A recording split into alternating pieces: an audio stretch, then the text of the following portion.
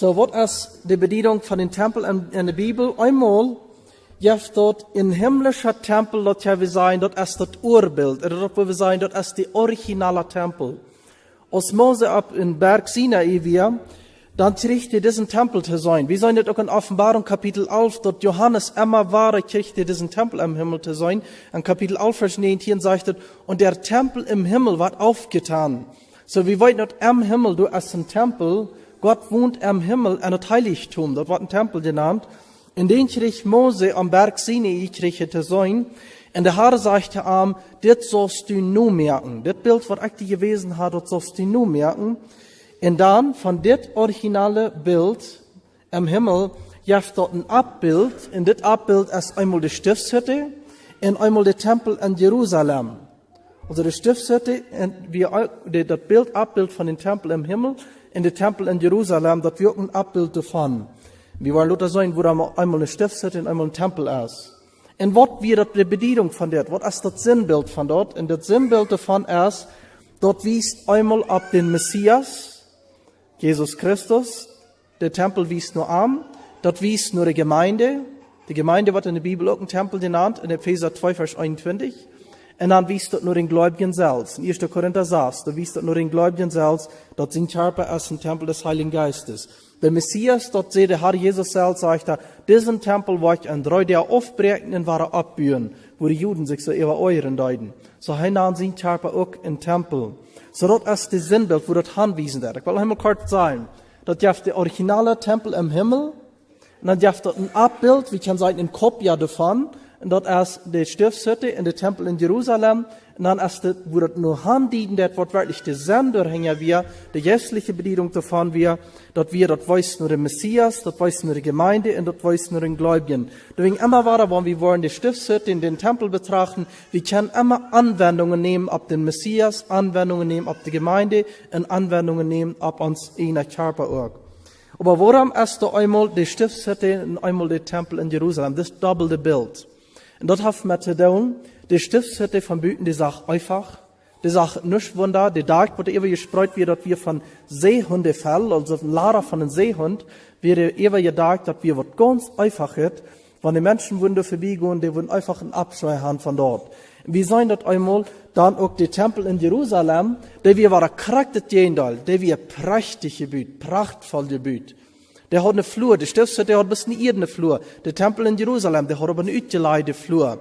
Viel Gold wird in gegangen. Gesagt wird, dass der Zeit, als der Herr Jesus ab irgendwie der Tempel dann in Jerusalem, die wir so prachtvoll, wie Jesus 40 Jahre in Gebüt waren, dort waren die Pilger, waren die eben vom Osten, ja, ne war ich, wenn die vom Everen Ölberg überkommen deuten, da waren die Sonnsmars abgehen deuten, dann schien die Sonne so dort an den Tempel so nah, du wir so viel Gold an den Tempel, dort blinkt ja so drei an, dort die Pilger müssen sich den Hand mit so fair holen, dort dort nicht zu sein, am Gesicht dachen deut. Josephus Flavius, der Geschichtsschreiber, hat geschrieben, dort jäuft in der ganzen Welt, der deut die kein Gebiet, wo so prachtvoll gebiet wie aus dem Tempel in Jerusalem.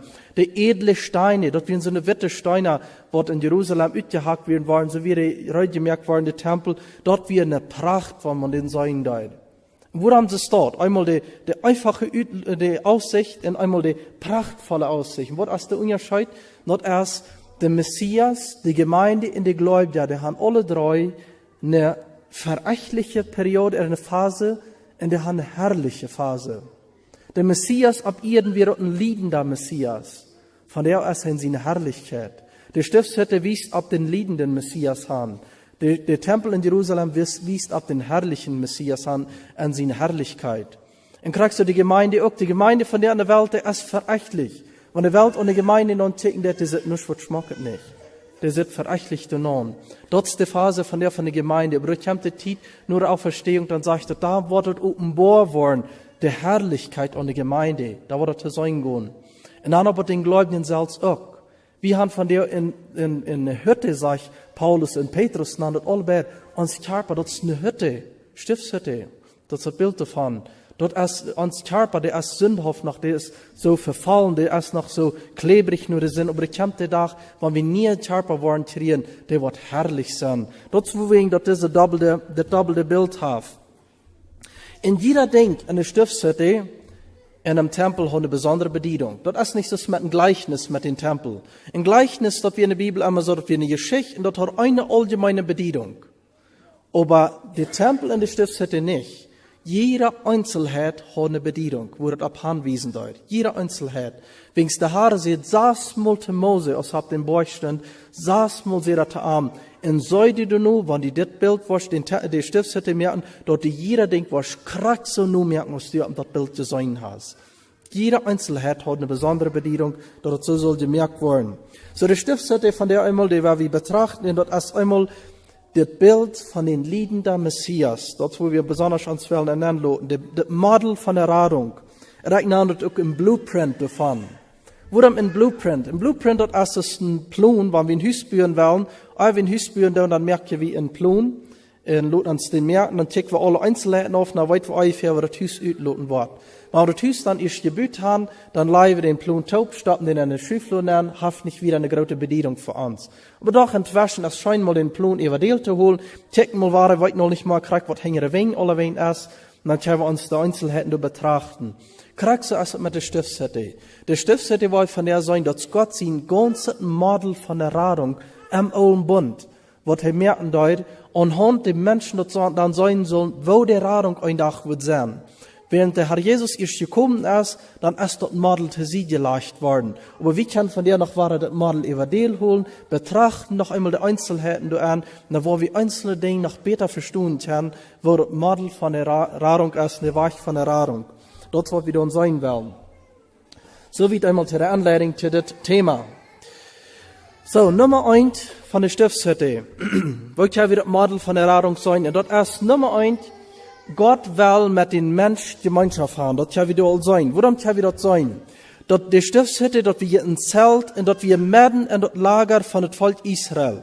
Nach alle Richtungen Raum, da wir erstlich mal die Leviten wohnen, Raum das Zelt, und dann der Bütenraum das Volk, die Stämme, die 12 Stämme, so angedeutet, Raum das Zelt, so Raum, so ungefähr ein bisschen, so für das ein Bild sein, und wir sehen dort, das Zelt mitten im Volk wir.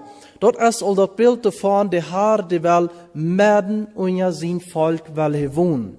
Der Herr, der tragt je donen mit der Feuersäule und der Wolkensäule, tragt je donen an das Allerheiligste, an das hinterste Port von der Stiftshütte, durch an der Feuer konnte Stube, durch tragt der Herr nen, und durch will er unter sein Volk wohnen. So das Bild ist da all von, Gott will mit den Menschen Gemeinschaft haben.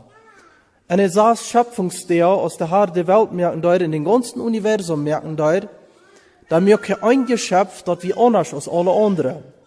Und dort Geschöpf, seht der Herr, als er dort merken will, dann sagt er, lasst uns Menschen machen, die uns gleich sind. Mit alle ewige Geschöpfe können Gott gleich Gemeinschaft haben nicht. Heute können Gott go mit einem Tier Gemeinschaft haben, oder mit einem Baum, oder mit einem ersten anderen Geschöpf können nicht Gemeinschaft haben.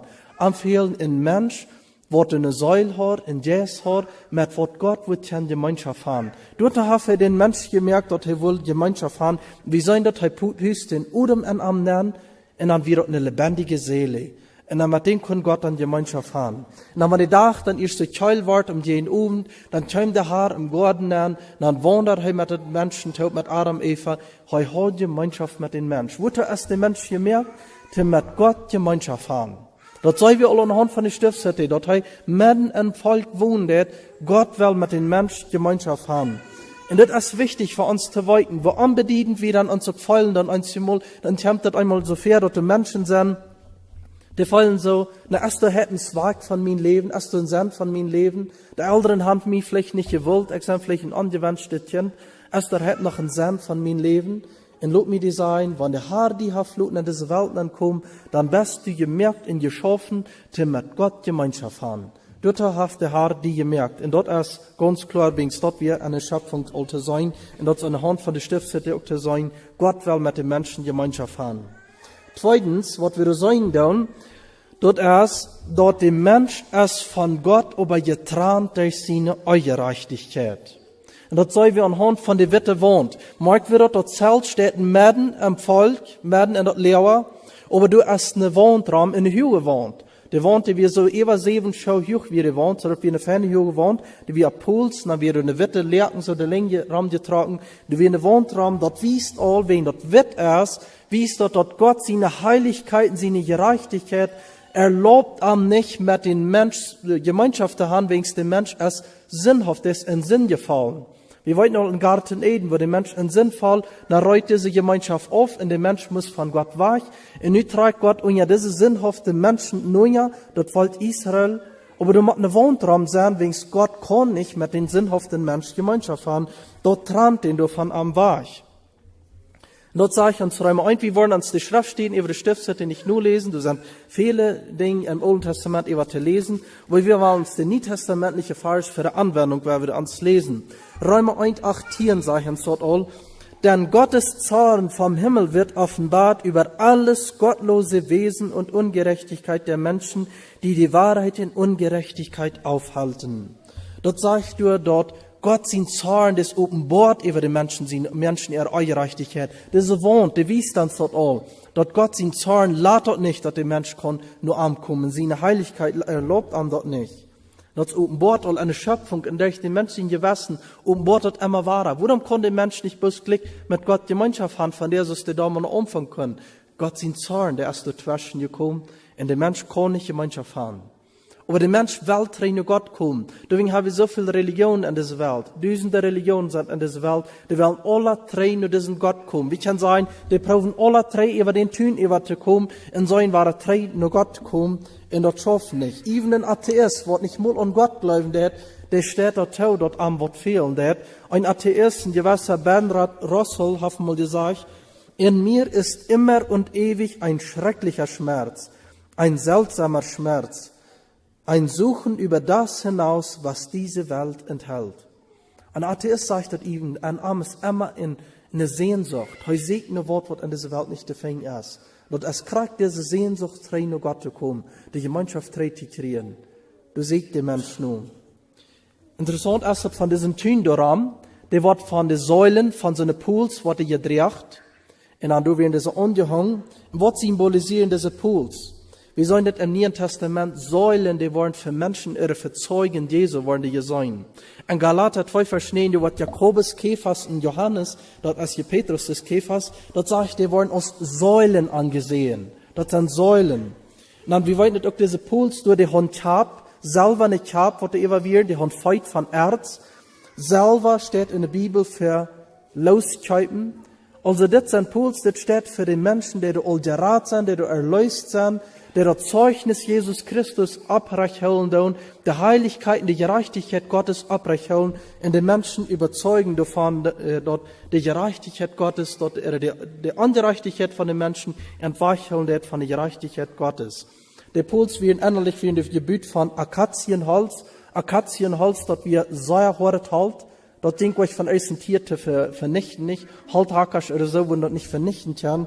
Dort wiest all dort, der Kinder Gottes, dort wird er erlöst sein, dort das ewige Leben haben die gekriegt. Das sagt uns, dort die Kinder Gottes, die sollen taub stehen, die sollen die Heiligkeit und die Gerechtigkeit Gottes, sollen die abrechnen, ein Zeugnis für diese Welt sein, und die Menschheit überzeugen von ihrer Gerechtigkeit. Wir sollen dort die Feit, das Erz, das von Erzgebiet, Erz steht in der Bibel immer wahrer in Verbindung mit Gericht. Dort war wir Luther an die Dinge auch so in den Altar, in den Waschbecken, die wir auch von Erzgebiet. Dort wies von das Gerecht Gott, dort dreht von das Gerecht Gottes. Also dort sage ich so viel, all diese Pools, diese Witte Lerkes, dort sage ich so viel, Gottes Heiligkeit, der erlaubt den Menschen nicht nur Gott zu kommen, aber nicht bloß dort er getrennt ist von Gott, den trifft auch das Gerecht Gottes. Der Kinder des Unglaubens, sagt die Bibel, über den steht der Zorn Gottes. Das Gerecht, diese Füße von Erz, so dreht über das Gerecht Gottes, wird für die Ungläubige, wo die Treiben dort, wo sie ankommen wird. In immer waren sind die Menschen, die proben, über diesen Tun über zu kommen. Die merken sich ladern, in welchem du über kommen.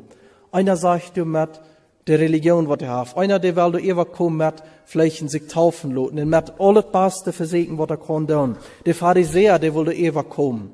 Er belobt Gott, wie gut er wird, und er dachte, mit dort über zu kommen. Menschen trachten, würde du nennen kommen. Das sagt Römer uns auch. Römer 2 verstehen. Du sagst, Preis aber und Ehre und Friede allen denen, die da Gutes tun, vornehmlich den Juden und auch den Griechen. Dann Vers 13 sagt, sind einmal vor Gott nicht die, die das Gesetz hören, gerecht sind, sondern die das Gesetz tun, werden gerecht sein. Hier sagt dort, wer das Gesetz Gottes tät, oder wer in guten Werken streeft nur das ewige Leben, der wird hier belohnt. Also das hier sich so in Kapitel 2, in Römer Kapitel 2, dort wo der Mensch wird, soll noch trachten und soll noch schaffen, nur die Gerechtigkeit Gottes zu erregen durch das Gesetz, dann belohnt dort den Menschen. Aber hier hört der Römerbrief nicht ab. Der Römerbrief, der jetzt wieder dann in Römer Kapitel 3, Vers 11, dann sagt uns dort, da ist nicht der verständig sei, da ist nicht der nach Gott frage. Dann Vers 3, finde ich, sagt es, denn es ist hier kein Unterschied, sie sind allzumal Sünder und Mangel des Ruhmes, den sie bei Gott haben sollten. Wahrscheinlich, wenn ein Mensch trachte nur, das ewige Leben zu kriegen, und wenn dort ein gute Worten streben, der dort erregen, dann sagt er, der dort gesagt wollen holen, der wollen dort erregen. Aber Kapitel 3 sagt, kein Mensch schafft es, dort erregen. Diese wohnt es zu hoch. Gott seine Heiligkeit, seine Gerechtigkeit, Gott seine Forderungen, die sind zu hoch, deswegen schafft dort kein Mensch, der Ewa zu kommen nicht. Und dort führt uns zu dem nächsten Punkt, dort ist, dort gibt bloß ein Weg, traine Gott. Und dort ist, diese der, dort gibt eine der, nur die Stiftshütte, die nennt kommen. Der wieder nach außen Kant gereicht. Ich habe uns mal eben neu gedacht, die Stiftshütte, der Tempel, der muss immer nach außen, die Kant muss der gerecht sein. Und von der nach viele Kirchen, die meine ich immer, der ist um außen gereicht. Haft dort entweder mit dem Sturm zu tun, sich vom Sturm wegdrehen, oder haft dort mit dem Prinzip zu tun, mit der Bibel. Jedenfalls, der Tempel, der muss immer um außen gedreht sein. Du hast bloß eine der, wo man trainieren kommen soll. Diese Säulen, die sollen dort anweisen, dort man nur diese der gehen soll. Und diese, der Port, wird nur der Außenkant gedreht wird, die wie auf Feuersäulen stund, die dort lehren, also diese Pforte, die nennen gehen, die stund auf Feuersäulen. Dort redet von den Feuerevangelisten. Wort die Bibel, Matthäus, Markus, Lukas und Johannes, wird den Weg nur Christus wiesen down. Wo da mit dem Mensch durch durchkommen, du hast bloß ein Weg traine Gott, und dort ist durch Jesus Christus. Du musst eine Versöhnung stattfinden. Du hast eine Feindschaft zwischen Gott und den Mensch. Und du musst erst versöhnt werden, und dort braucht eine dritte Person, um dort down. Wenn nochmal zwischen zwei Menschen eine Feindschaft erst gekommen, dort zwei Menschen sich sandal geworden, dat jet goch uns mo goch anders van ihr schlimm die noch erst, dass ich schlimm die noch versagt haben, du ist endlich für ein goch ein anderer Weg die Taub zu bringen, als wenn man eine dritte Person kommt, na redet ihr mal mit ein, na redet ihr mal mit den anderen, und dann wenn ihr mal dort Debatt kommt, habt ihr reden, dann bringt ihr die Taub, und dann versäumt ihr Debatt. Und das wird hier passieren dort. Der Herr Jesus, dort wie da, wird auf diese Welt kommen, dort braucht ein Gott, Mensch, wird auf diese Welt kommen dort. Gott, der mit Gott geredet hat, der muss vom Himmel geschickt werden auf diese Welt. Und er muss den Menschen dort sein, was der Weich nur erraten wir. Er muss Frieden merken zwischen Mensch und zwischen Gott. Diese Feindschaft wird zwischen gekommen wir. Ein anderer kann das nicht. Wir bis ein Mensch dort, wo das hat, wollte Erlösung vollbringen, da wir hier nicht sinnlos hier war. Wie hier bis Gott geblieben, dann hat er nicht konnte Sinn ab sich nehmen. Dort braucht ein Gott und ein Mensch, der auf diese Welt kommt, der den Sinn ab sich nehmen dort, der von einer Jungfrau geboren wird, und der nimmt den Sinn ab sich und hafte um Triz gedreht. Römer 3, Vers 24 sagt uns dort. Römer 3, 24 sagt es, und werden ohne Verdienst gerecht aus seiner Gnade durch die Erlösung, so durch Christum Jesum geschehen ist. Der einzige Weg der Erlösung ist durch Jesus Christus. Der Römerbrief bietet sich so ab. Kapitel 1 sagt, der Zorn Gottes ist über die Kinder des Unglaubens und über die Ungerechtigkeit von den Menschen offenbar. Kapitel 2 sagt, wohl den Mensch, der durch gute Worte, durch Gesetz prüft, die Gerechtigkeit zu erlangen. Kapitel 3 sagt, dort kann kein Mensch erregen nicht. Gott seine Gerechtigkeit ist zu hoch. Dort kann keiner erregen nicht. Und dann sagt er, dort ist ein Weg, und dort ist Jesus Christus, der einzige Weg, nur Gott zu kommen. Wenn der Mensch dann bei der Stiftshütte dann von der Kant dann bei der Tor nennen kommt, bei der einzige der, was man nennen können, kommen das ganz erste Objekt, was ab bei der Stiftshütte da am Hof wir, dort wäre der Altar. Und dort redet von dort stellvertretende Opfer, was du musst gebracht worden. Das Altar, die wir von Erz gebüht, Erz redet von Gerecht. Hier wird Gott sein Zorn in sein Gerecht erstmal offenbar und zufriedengestellt. Und Zorn ja Gott, wenn Gott zornig ist, heute fordert eine Tooling für den Sinn, und seine Forderung ist, Blut in den Tod für den Sinn. Der Herr sagt im Alten Bund, es sei denn, dass der Blut vergoten wird, wird die keine Sündenvergebung sein. Es sei denn, dass ein Mensch sein, oder dass jemand sein Leben geben wird, dann wird der Mensch nicht kein Gerat worden. Und das wird hier passieren, Leute. Hier wird dort Schub gebracht. Und dann muss das Schub, wenn das gebracht wird, die Sünder, die muss mit dem Schub kommen. Wenn er nicht mit dem Schub kommt, dann dürfte keine Vergebung nicht. Heute muss mit seinem Schub kommen, dann kommt dort auch schon Schub, da weit von alles nicht. Wenn man so Schub damit so betrachten, dann, wo auch schon steht, dass du besiegt sein wird. Das ist mit dem Wirt mitgekommen, und dann wenn der Wirt dann erst am Altar ist, dann nimmt er seinen Schub, legt den Hängen auf den Schub ab, dann muss er nach so Gott drauf trecken auf den Schub, und dann drückt er seine Sinn alle Ewa auf den Schub ab. Dann muss dort auch schon der arbeitende Schub, muss den Sinn ab sich nehmen. Christus ans Herr Jesus, das sage ich, der von keiner Sünde wusste, ist für uns zur Sünde geworden. So ist der Herr Jesus dort auch schon der Lamm, und er nimmt den Schub ab sich. Dann wird der Schub durchgeschlacht, und dann wird dort Fahrt in die Nieren, werden rückgetragen, dort wird dann ab dem Altar abgelegt, wird dort verbrannt. In dort Lara, in dort Aufgang, wird von der Schub Eva bleibt, dort wird büterem Leer dann verbrannt. Und dann muss das Schub an den Sünder seine Steht gereicht worden. Schauen Sie das fair. Das auch schon arbeitende Schub, wird für den Sünder seine Steht, wird durch gereicht.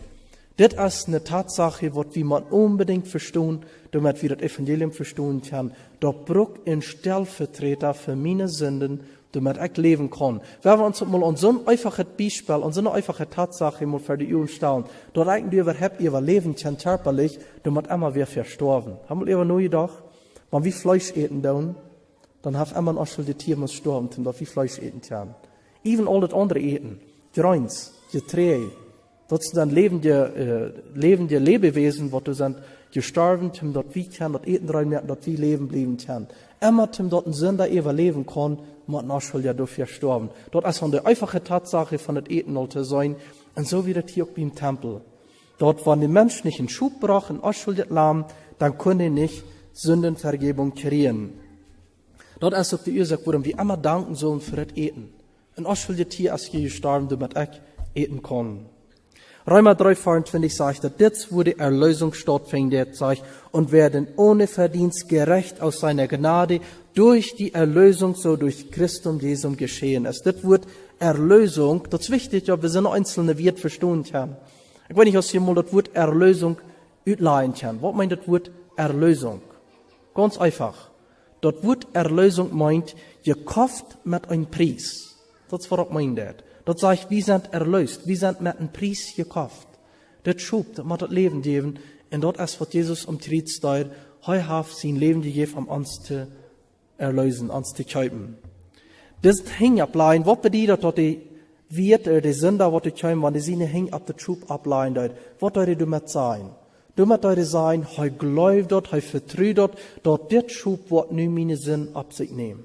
Das ist das Bild von den Glauben. Das hängt ableihen, als das Bild von den Glauben, das hat nicht glauben. Das ist in Römer 3,28 sein wird. So halten wir nun dafür, dass der Mensch gerecht werde, ohne des Gesetzeswerke, allein durch den Glauben. Aber manch ein Mensch, Lehrer, ist das so, die kämpft durch, die kämpft ohne Put. Er kickt dann an, was da alles vergehen wird. Er bejotet alles, was da alles vergehen wird. Er versteht das all, ja. Jesus ist um die Ritze gestorben, das kann er alle bejohen. Aber die Frau ist, geht er auch nennen.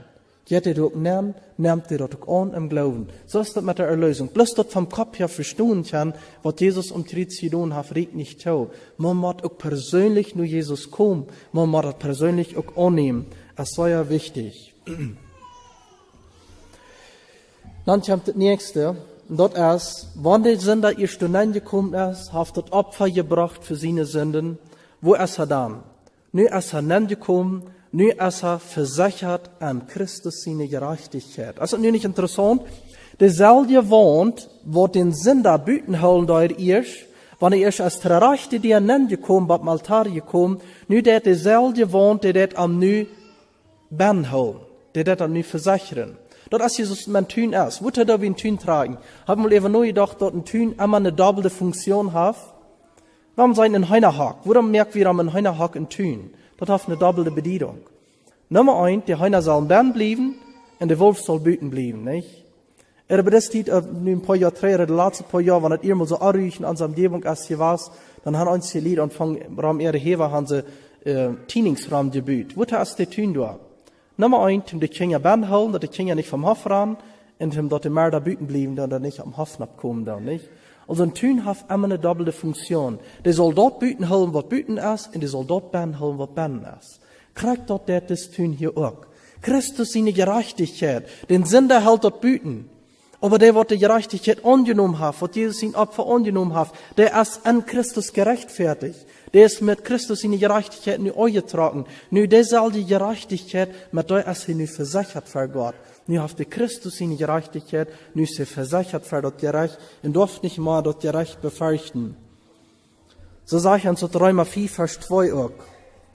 So sagt er, nun wir dann sind gerecht geworden durch den Glauben, so haben wir Frieden mit Gott. Mag wird nicht die Freundschaft, das ist nicht mal da. Nun haben wir Frieden gekriegt. Durch unseren Herrn Jesus Christus, durch welchen wir auch den Zugang haben im Glauben zu dieser Gnade. Nun haben wir Zugang, nicht haben wir nur Gnade kommen, darin wir stehen, nicht du wieder ben, und rühmen uns der Hoffnung der zukünftigen Herrlichkeit, die Gott geben soll. Die Herrlichkeit ist noch zukünftig, aber wir haben nicht Totrat zu dieser Gnade.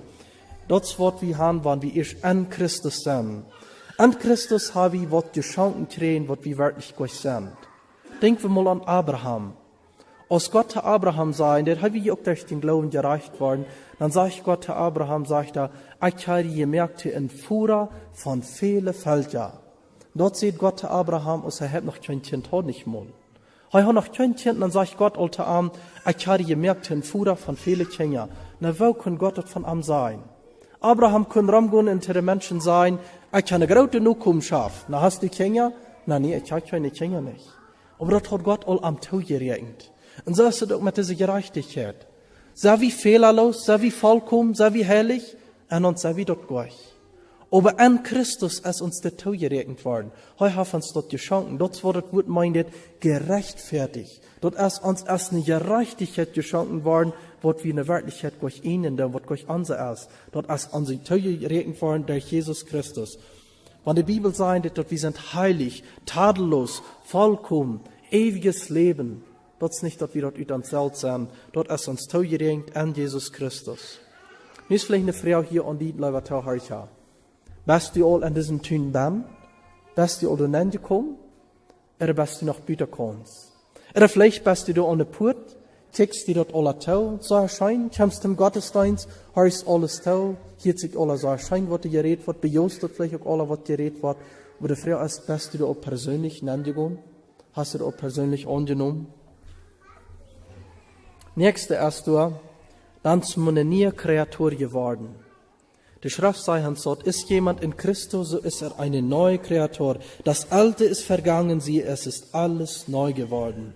Nun ist das vom Sünder zu einem Levit geworden. Und wo schafft dort? Römer 3, 25 sagt das. Welchen Gott vorgestellt hat zu einem Gnadenstuhl durch den Glauben in seinem Blut, damit er die Gerechtigkeit, die vor ihm gilt, darbiete in dem, dass er Sünde vergibt, welche bisher geblieben war unter göttliche Geduld. So nu habe ich Totrat in den Gnadenstuhl. Und wer konnte in den Gnadenstuhl gehen? Du konntest der Priester in der Levitenhand gehen. Der andere konnte nicht nennen gehen. Der Sünder konnte nicht nennen gehen. Dort wird nämlich so, dort der Sünder, der hat beste Freiheit, ein gewandter Mensch, der hat beste Freiheit, um Altar zu kommen. Du Leute sehen Opfer, jäuft dort Opfer auf, und dort Opfer wird geopfert. Und von du wieder nimmt der Priester dort, und der Priester drückt dort so nähren, dort Blut dann dort so nähren, und versöhnt den Mensch dann mit Gott, und versöhnt das Volk mit Gott. Der dort von du wieder gehen. Von du wieder könnte kein normaler Mensch gehen. Und so ist es dort mit uns leben. Für unsere Bekehrung, für dort Krieg, dann zu Ole leben, dann sind wir der sinnhafte Mensch. Und dann kommen wir bald Krieg, bekennen unsere Sünden, nehmen den Heiland an, und dann von du wieder sind wir eine neue Kreatur geworden. Hängen im Krieg, dann sind wir in das Volk Gottes geboren. Dann sind wir sozusagen das königliche Priestertum, das das Neue Testament uns begegnet hat. Wir sind das Volk Gottes. Das sagt uns 1. Petrus 2,9 auch. Ihr aber seid das auserwählte Geschlecht, das königliche Priestertum. Das redet von das levitische Geschlecht. Das sind wir geworden. Das heilige Volk, das Volk des Eigentums, das ihr verkündigen sollt, die Tugenden des, der euch berufen hat, von der Finsternis zu seinem wunderbaren Licht, die ihr weiland nicht ein Volk waret, nun aber Gottes Volk seid. Sei wir dort? Ihr schwie nicht Gott sein Volk, nun sei Gott sein Volk geworden. Und weiland nicht in Gnaden waret, nun aber in Gnaden seid. Hier so bern sei je nu unsere Not, nu sei Gott sein Volk geworden, was die ich nicht wählen. Das ist schon ein Bild davon. Ich wie der Ola Mensch, was umtritt. Nur umtritt sei wie der nie Mensch geworden. Nu sei in Gott seine Familie nennen geboren. Wenn dort in der Stiftshütte kann überhaupt nennen gehen, da muss man eine rechte Familie nennen geboren sein, und man muss in den Stamm Levi nennen geboren sein. Denn dort wie von dir kein Tautra zu den Gnadenthron im Himmel haben, muss wir auch in Gott seine Familie nennen geboren sein. Man muss eine rechte Familie nennen geboren sein. Und diese Priester, wenn die durch werden wären, am Dienst wären, die dürfen keine Show nicht anhaben, nicht ab den Hof. Ich habe das Bild erst so mit der Hand Show an, aber in der Wirklichkeit dürfen die nicht Show haben, nicht. Warum nicht? Wenn jemand sich die Show muss utreiben, dort redet von, das ist ein heiliger Ort. Als der Herr zu Mose reden dort im Bosch, dann sagt die, tragt die Show ut, das ist ein heiliger Platz, wo die Boven stehst. So ist es mit den Kindern Gottes auch. Wenn die in ihre Genode gekommen sind, dann sind die am Dief mit der Heiligkeit Gottes. Dann ist Gott die Führer in die Seen, in die Jes, die sind in den Menschen hingetragen. Die sind am Dief mit der Heiligkeit Gottes. Dort wird von dort reden, von der Heiligkeit Gottes, wo ja wie gekommen sind. Was kommt das nächste? Hängt im Altar. Was geht man da wieder? Da kommt der Waschbecken, die ständige Bereinigung, was wir auch die Heiligung nennen. Haben wir das gemerkt, dass an diesem Fährhof, das ganze Hof hier an der Stiftshütte und auch am den Tünraum, dass du bist Erdflur geben wird. Die Erdflur redet davon, wo das Priester, der ist noch immer auf dieser Welt. Wir sind aus Kinder Gottes, aus dem königlichen Priestertum, sei wir doch mit unserem Wandel immer noch in dieser Welt. Und wir schwingen uns immer noch weiter an dieser Welt an. Das kommt immer noch weiter drauf an. Und dann brauchen wir die ständige Reinigung. Dort haben wir das Waschbecken durch. Die Waschbecken durch, die mussten die Priester, die können die werden zweimal erlaubt, an den Stiftshütte zu gehen, und bei den Waschbecken unterholen und sich die Feit in der Hing zu waschen. Nicht sich den Boden, bloß die Feit in der Hing waschen. Wenn sie dann die am Altar dein, von das Arsch, von das Blut, von den Stoffen, all das waren sie schwinsch, dann mussten sie immer weiter gehen, sich durch, beim Waschbecken mussten sie sich reinigen, damit sie können in das Heiligtum dann gehen. Und was ist das Bild davon? Der Waschbecken steht zwischen dem Altar und das Heiligtum. Und das bei uns auch zwischen der Triz und zwischen den Gnadenthron im Himmel, dazwischen muss die ständige Bereinigung sein. Wir müssen eine Heiligung leben. Weil wir wollen immer in eine Gemeinschaft mit dem Herrn gehen, wir wollen für seinen Gnadenthron kommen, dann braucht das dort. Wir immer waren uns helden tun, uns reinigen tun, uns aufwaschen tun. Das Waschbecken, die wir von so einem glottet Erz gemerkt, da wir hier zu deutlich von Wort Spiels gemerkt worden, die früher müssen ihre Spiels aufgeben, denn dort das Waschbecken können gemerkt worden. Dann ticken man dann in den Waschbecken, dann kommen man sich selbst zu sein. Dort redet von das Wort Gottes. Wenn wir im Wort Gottes dann ticken, dann trieben wir uns selbst zu sein, dann kritisiert das Wort Gottes uns, dann muss wir uns reinwaschen. Dann soll wir haben nicht recht gehandelt. Einmal hier war Buße da und eben denkt, bekannt, was ich habe auch getan. Das wurde für das Stunde. So habe ich das Port. Der Priester und der Levit, die wurden bloß einmal gebot worden. Mose deut Aaron und seine Sehens bloß einmal boden. Dem aus dem Dienst dann gehen. Von da wieder, dann sie immer sich bloß die Feit in der Hing waschen. Einmal das Bad der Wiedergeburt. Nur dem ständige Reinigung und Heiligung. Das für was das Bild stehen was sehr wichtig ist. Und hier dürfte Sünder nicht kommen, sich bei der Hing waschen nicht. Bloß die Priester. Vierten ist es von der ein Mensch ist noch nicht bekehrt, aber der hat immer noch seine Sinn bekannt. Der wird jeder so seine Sinn bekannt, was er auf den Tag auch recht getan. Ich habe das auch von Clean-Up an getan. Inzwischen war ich ganz kalt, dann hat mir dort abgehiert. Aber ich war das so von Clean-Up an, so ist dann grabbelt ja einer, was hat einer auch recht getan. Oh, und dann bekannt jemand, was man hat auch recht getan. Dann ist das war okay, nicht? Aber scheinbar der Wahre wird belebt. Also, wenn ein Mensch nicht bekehrt ist, der bereinigt seine Sinn, dort halbt den nicht, dort wird ihn nicht im Himmel dann bringen. Ein Mensch muss einmal das Bad der Wiedergeburt, der muss bei dem Altar vorbeigegangen sein, eine neue Kreatur geworden sein, ein neuer Mensch geworden sein. Wenn er dort ist erst, dann lebt er in Heiligung. Und dann bereinigt er sich immer weiter, um in eine Gemeinschaft mit dem Herrn zu kommen. Der wird nicht seine Erfahrung der immer weiter ernähren. Der Erfahrung hat Jesus vollständig und Tritt vollbracht. Aber er hat seine Gemeinschaft mit dem Herrn immer weiter abbrechen merken, damit er eine enge Gemeinschaft mit dem Herrn haben. Das ist sehr wichtig, dass wir das verstehen. Das will Herr Jesus auch den Petrus beibringen, als wir das Abendmahl, als er am der Feit waschen will. Da wird der Jünger so amaglich, dass er Meister, er ab einmal der Feit waschen, das hat er bis ins Glob. Dann kommt er der Feit waschen, und dann sage ich Petrus, nee, ich will mir nicht die Feit waschen. Dann sage ich Jesus, dann hast du keinen Teil mit mir. Dann hast du nicht eine Gemeinschaft mit mir. Oh, dann sagt Petrus, na, dann wasch mich ganz. Na, sagt Jesus, wer Gebot ist, wer rein ist, der braucht nicht, dass er noch einmal ganz gewaschen wird. Aus ein Judas der Mank. Aber der braucht bloß dort an der Feit gewaschen wird. Kriegt das Bild.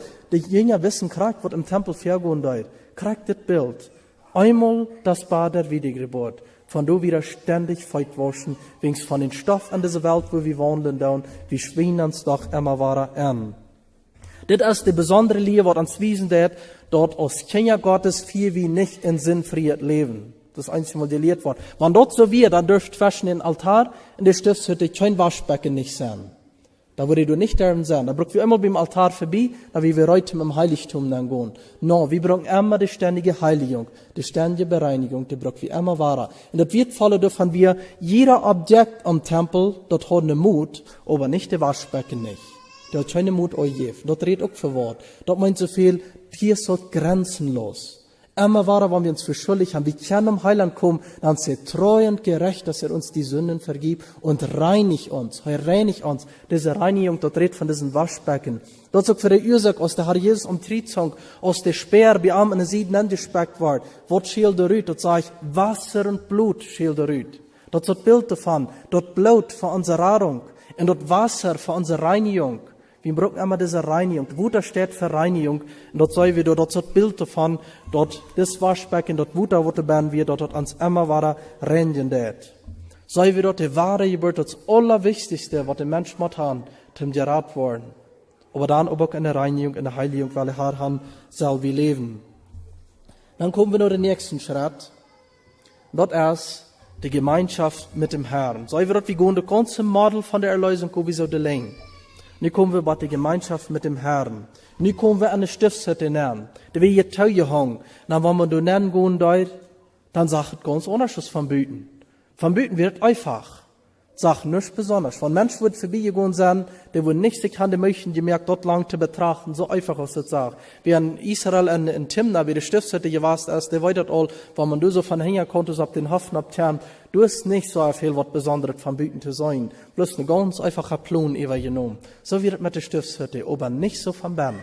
Von Bern, da wird es prachtvoll. Von Bern, da werden die Weine, die werden die von Breda abgesagt, die werden alle mit Gold betrocken durch. Und dann boven die Dach, so eher, dort wir so eine bunte Dach von Bleiv in Rot Bleiv, denke ich, wird. Und dann mit so eine witte Engel, Cherubinen, werden die boven so eine schmocke bunte Dach. Dann an der Kante stund die, dass wir an dieser Kante stund der Leuchter, der goldene Leuchter stund so. Dann eher eine Jahnzeit von der Stube, da wird der Schaubrot, der Tisch, wo die 12 Brot dann boven werden. Und dann das Licht, das Dach, so ab diesen Dach so ab. Nicht stellen wir uns fair mit diesen Leuchter, man musste der einmal war der Tau merken, der Dach Tau hängen. Wir von Büten soll kein Licht dann kommen, nicht? Und dann das Licht, da war das vier so brennt dort, und dort dachte man so ran, dort macht die blinkert an die goldene Wänge in die bunte, prachtvolle Dach. Dort wird eine Pracht. Und dort redet von der Gemeinschaft mit unserem Heiland. Von Büten sind dort Christenleben fährten so einfach, so, dort stellt so nicht fair. Die Welt, die kickt uns als Christen so an, dort macht wohl nicht viel feststellen, dort leben aus dem Christ. Aber wer in der Gemeinschaft mit dem Heiland wandeln wird, der weiß dort, was von der Herrlichkeit ist, mit Antwort zu wollen, so ist Johannes dort sein wird. Üterlich mit dem Herrn Jesus sagt, seht dort er war so verächtlich, dort die Menschen, die schäderten ihren Kopf, wenn sie am sahen. Der Herr Jesus hat keine Schönheit von Büten. Aber Johannes sagt, wie wird mit Antwort gewandelt haben, wir sahen seine Herrlichkeit. Merkt dort die Gemeinschaft mit Jesus, dann erst dort eine Herrlichkeit. So wird es hier so an diesen Stiftshütte auch. Von Bern du wieder Herrlichkeit. Ans Christenleben eine Gemeinschaft mit dem Heiland. Dort erst dort. Dort Eul du an den Leuchter, dort redet von dem Heiligen Geist. Dort Licht redet von Jesus ist dort Licht. Und dort Brot, sie redet von Jesus ist dort Brot. Er sagt, ich bin das Brot des Lebens. Wenn die Priester dort eten, dort redet von unserer Gemeinschaft, wenn wir mit Jesus dort wandeln, und sein Wort betrachten, und da redet dort von. Dann wäre noch der Brandaltar, der wir Jeruz für das Allerheiligste. Und nicht der Brandaltar, der Räuchaltar. Und da wird dann von Büten dort der Oschen abgebracht, dort Rücken abgebracht, dann riecht ja dort der Bern, da wird noch Möhre gespreut, und dann dürfte so ein schöner Geruch dieser Bern, wenn dort dann der Rücken der Bern so vertragen dort. Aber auch hier eine Stiftshütte Bern, eine engste Gemeinschaft mit dem Heiland, du stund der Priester noch immer auf der Erdflur. So ist es mit uns. Wir können so ein enger Wandel mit unserem Heiland führen, wir sind noch einmal in dieser Welt. Wir leben noch immer in den Troubles von dieser Welt, in den Dingen von dieser Welt leben wir noch immer weiter. Aber nu, wenn wir uns hier ein Unterschied betrachten, das ist, dass Jeff aber nach einem Wandel Büterkunst die Stiftshütte, eine Stiftshütte. Da wir nämlich so, dass ab den Hof, den Vorrat von der Stiftshütte, wir bis 3 Sorten Menschen erlaubt. Die sind da kein bloß am Altar, na wird der alle Mensch kommt nicht wieder. Du ab den Hof, du wirst die Leviten einmal, du wirst die Priester, und du wirst die einhohe Priester. Die 3 wären da. Der einhohe Priester, der ging an das Allerheiligste nennen, bloß heu. Der Priester, der ging am Heiligtum nennen, und die Leviten, die bleiben bloß am Hofboden. Die schaffen bloß am Hof. Das wird der Unterschied von diesen 3. Und von was redet das? Der Hohepriester, weil wir sagen, klar, wer das ist. Das ist uns Herr Jesus Christus. Das ist der einzige Hohepriester, der ist im Himmel an das Allerheiligste für den Gnadenthron gegangen und hat das Blut und gebracht, uns mit Gott zu versöhnen. Heu ist du han gegangen. Die Leviten, das redet von den Stamm Levi, das redet von den Gläubigen, was in Gott seine Familie geboren sind. So ist die Leviten am Stamm Levi geboren sind, so sind die Gläubigen auch in der Familie Gottes geboren. Der Priester war, der werden in der Familie Aarons geboren. Und dort redet von Gläubigen, was all geriebt sind in ihr Glauben. Die sind also wie, die sind all reut im Dienst zu gehen. Die sind all in Sehen für andere Menschen. Die sind im Dienst für andere. Weil wir denken, dann der Levit, was von den Verreichten hat ein Levit? Ein Levit, der hat einmal das Verreich gekriegt von den Tieren vom Volk. So ist es mit uns auch, wir sind auch, wenn wir wahre geboren sind, dann sind wir gesegnet mit allerlei himmlischen Gütern. Uns sind die Sünden dann vergeben. Wir haben das ewige Leben gekriegt. Wir haben den Heiligen Geist in uns gekriegt. Das sind geistliche Segnungen in himmlischen Gütern. Der Leviten, das wir in die 3 all wette Kleider. So ist es auch mit denen, die wahre geboren sind, die sind gerecht geworden durch Jesus Christus. Und die 3 Christus seine Gerechtigkeit, das Kleid der Gerechtigkeit. Der nächste, sie leben an dem Hof von der Stiftshütte. Sie dürfen ab dem Hof von der Stiftshütte, dürfen sie leben. So ist es auch mit wahre Geborenen. Die haben im Himmel eine Wohnung als für Armereit. Der Leviten, die 3 die Stiftshütte, die halten die Stiftshütte 3. So ist es für jeder wahre Geborene auch. Die tragen Christus sein Bild. Wenn wir uns bekehrt haben und die wahre Geburt belebt haben und wir haben Zeugnis aufgelegt, dann haben wir die Welt nu gesagt, nu kann ich gucken, wo Christus sein Bild drehen will. Nu kann ich das an mein Leben beobachten. Jeder wahre geborene Christ, wenn er einmal weg sich dort übermüllte sein, Christus zu bekehren, dann hat er sich zur Schau gestellt, und kann die Welt beobachten, wo wird der Christus sein Bild drehen. So ist der Leviten, der Stiftshütte drehen, dann durch die Wüste so drehen, wie aus Gläubige Christus sein Bild. Die Frau ist bloß drehen wie ein goldet Bild oder ein schlechtes Bild von Christus. Das ist die erste Frau an uns. Aber ein Priester, der hat mit mehr verreichten, nicht, dass es mit das will sein, dass aus Kinder Gottes dort 2 Gruppen darf, aber doch sagen wir dort in der Bibel, dass darf die schwache Christen und dass darf die Christen, die all starker sind, dass darf die das Malk verdrehen und das sind die, die starke Speise verdrehen, das sind einmal die fleischliche und die geistliche, von der fängen wir. Und was wir von einem Priester, der da ein Meier aus dem Levit, ein Priester, dass wir einer, der ging an das Heiligtum nennen. Haben wir einer, dort ist ein Bild davon von dem Christ, der eine enge Gemeinschaft mit dem Heiland leben wird. Das ist das Bild davon. Hij brengt Opfer für das Volk. Der Levit deed nicht, aber der Priester, der ein Opfer bringt für das Volk. So ist es auch ein Gläubiger, der all riebt geworden ist, eine enge Gemeinschaft mit dem Heiland ist. Hij det für bitte nicht bloß für sich, aber für andere Menschen. Hij steht an für die Verlorene. Hij steht an für die Gemeinde. Hij steht an für die Geschwister in der Gemeinde. Also hij det mehr aus bloß, dort hij gerat ist, dort er bis du Stunden geblieben ist. Und noch ein Ding, was der Priester dürft tun, hij segnet das Volk. Hij das Volk immer segnen. Und so ist es ein Gläubiger, der in enge Gemeinschaft mit dem Heiland lebt, der ist ein Sehen für andere Menschen. Hij dient andere Menschen. Hij stur für andere Menschen. Der Levit darf bis mit beifoten. Das ist, was er tut. Aber der Priester, der hat das Verreich einfach andere zu segnen. Und das ist ein klares Bild von uns, wo in unsere Gemeinschaft ist. Wenn man gerat ist, aber man wächst gleich so im geistlichen Leben, dann ist man so der Levit, der im Stiftshütte am Hof leben wird, aber nicht in eine so enge Gemeinschaft mit dem Heiland wohnen wird. Und das hat ja die Trouble erst davon, man will nicht bei den Waschbecken, weil man nicht vorbei. Dem in das Heiligtum dann gehen, man immer beim Waschbecken vorbei. Und das meint so viel, ich kann mir einmal im Spiegel zu stellen, mit das Wort Gottes und kicken, wo steht mein Leben? Sind das Dinge, was ich aufzuleihen habe? Sind das Dinge, was mir hingern in meine Gemeinschaft mit dem Heiland? Und dann wird es einmal kosten, was aufzuleihen. Wenigstens, wenn ich in einer engen Gemeinschaft mit dem Heiland will leben, dann komme ich nicht, du hingere nicht. dann wird es vielleicht kosten, wird offline, und das weiß Leute nicht, dann weiß Leute bitte Stiftshütte, du ab dem Hof leben.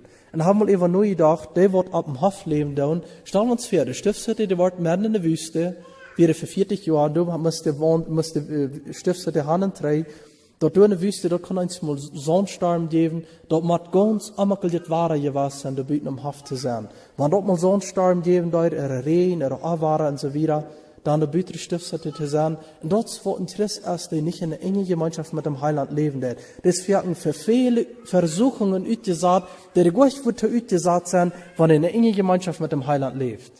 Aber wenn er nicht eng mit dem Heiland wandelt, hat er folge dessen viel mehr Versicherungen an sein Leben, viel mehr Schwierigkeiten belebt er an sein Leben. Und deswegen ist der vielleicht Ding nicht, weil in sein Leben offline, vielleicht sieht nicht von den Ding Tran in sein Leben, Frieden, ist Ding, was ihm drei holen wird. Deswegen, weil haben, wir wollen eine enge Gemeinschaft mit ihm leben, gefällt mit dem Helden, dem Ruhm geben in uns Leben, dort ist das Leben eine Stiftshütte. Wer eine Stiftshütte ist, der sicher lebt, der lebt auch in dieser Welt, aber das ist für viele Dinge geschützt. Für viel Awara ist die geschützt.